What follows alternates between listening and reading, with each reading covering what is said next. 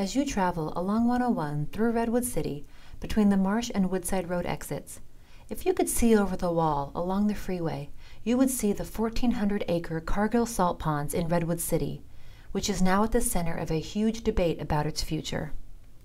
Cargill has used this area to produce salt for decades, but it is no longer profitable. They have partnered with Arizona-based developer DMB Associates to build, over the next 25 years, 12,000 homes for 30,000 people, surrounded by a massive levee, hundreds of feet wide and over 10 feet tall. Elected officials and scientists agree that this proposed housing development is one of the biggest threats to the bay in decades, and that the salt ponds can and should be restored back to tidal marshes to help keep our bay home safe and healthy for all of us. Salt ponds are part of the bay, levied off decades ago to make salt. Just look at the photograph taken in 1943. While the area to the west was already converted from wetland to salt ponds, you can see that the entire eastern area was still wetlands, covered by marsh vegetation and habitat. This is undeniable proof that the area used to be tidal marshes. Tidal marshes are an important part of the bay.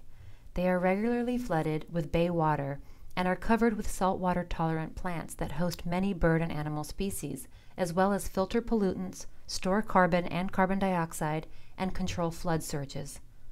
Have you ever noticed the drains to bay signs near drains on the sidewalk? Any pollutants that flow through these and other drains, like automobile oil, lawn care, water from car washing, all of these flow into the bay. When those pollutants reach the wetlands along our shores, the mud and plants in the wetland take up the pollutants, filtering it out before it gets into the bay water. Wetlands are our natural pollution filters. But that's not all. Marshes also control flood surges. When high waves get to the marshes, they are spread out over so much area and absorbed into the plants and soils, preventing dangerous pressure on our levees. But tidal marshes are only one part of the bay.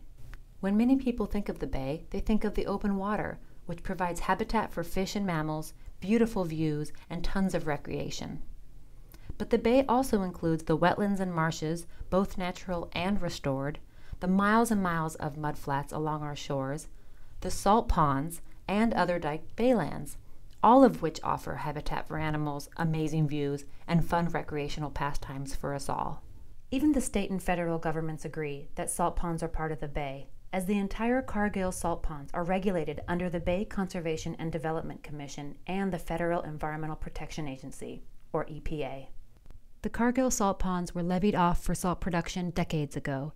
Even Cargill agrees that the site can be returned to the tidal marshes that it once was, before it was converted for salt production.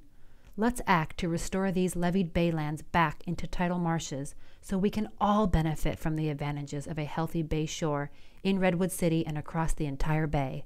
If houses are built here, we will lose this potential forever. The Redwood City Council would have to change zoning from salt production to housing. Make your voice heard now at the next City Council meeting, or sign the online petition at savesfbay.org/RedwoodCity.